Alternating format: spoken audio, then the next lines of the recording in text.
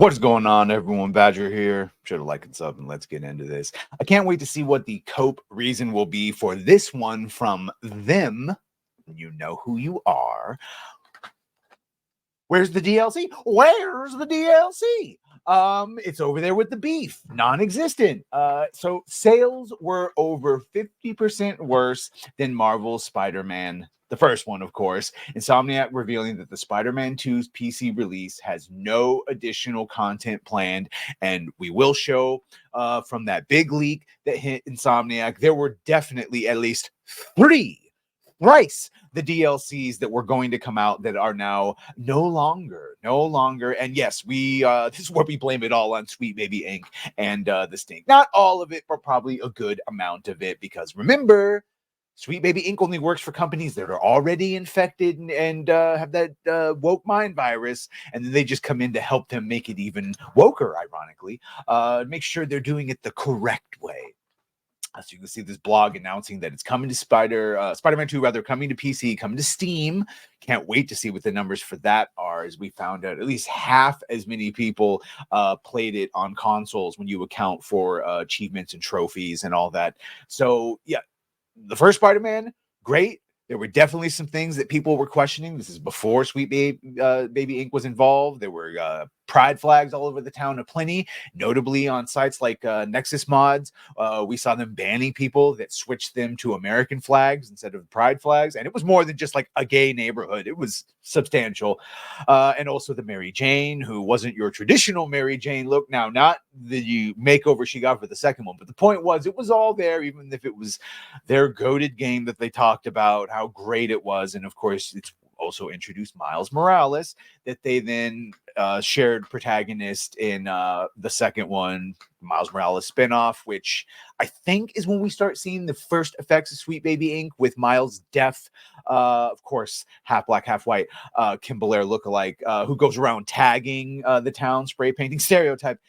Anyway, so it's coming to Steam. I probably will never get it unless it is highly discounted. But on top of announcing the PC version, and we will find out they did have two versions for the PC coming out. One like the definitive edition, and then one after all the DLC releases that was going to be a game of the year. We'll look at that before we get out of here. But he says, well, we have no additional story content planned for Marvel Spider-Man 2. We're delighted to bring you all of our previously released post content, including a new game plus, new suits and color variants, plus a photo mode, which is like basic bitch and should be in every game anyway. This is all coming in the wake of the announcement that Marvel Spider-Man 2 sold less than half of what of Spider-Man did, like we were saying in a recent Sony financial report for games and network services.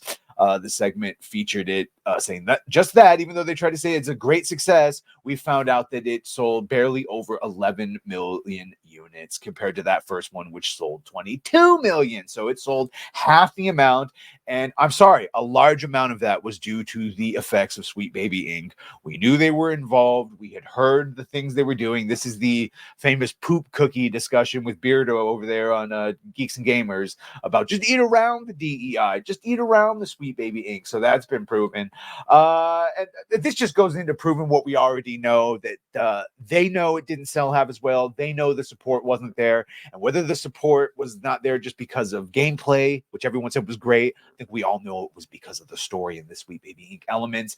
And this is the leak that we had before, where you can see they were going to release the digital deluxe edition. Then there was going to be a beetle infestation, which was Spider-Man 2 DLC, open world mission and a boss fight. There was going to be Extreme Carnage Spider-Man 2 DLC, open world mission and a boss fight. Then there was going to be this Spider-Verse anomaly, which is going to be Spider-Man 2 DLC with Sony Pictures tie-ins, Spider-Verse NPCs, Spider-Verse missions, and a Spider-Verse visual filter. Gone. Along with my sister's Staffordshire China. Gone. Spider-Man 2 Game of the Year edition, gone. So now we are just getting I am assuming it's just going to be a combination. There was the PC version, which will have everything that was announced previously, which, as we saw, is just a photo mode. Just a photo mode and a couple of suits. That's it. None of the Carnage, none of the Spider-Verse, none of the Beetle infestation, because 22 million, good. 11 million sold.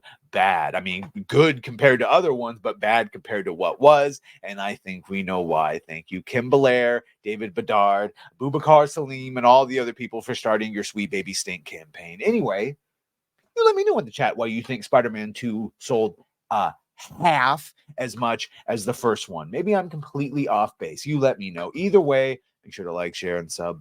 If you have done that, thank you. If you're gonna do that, thank you. Well, bye.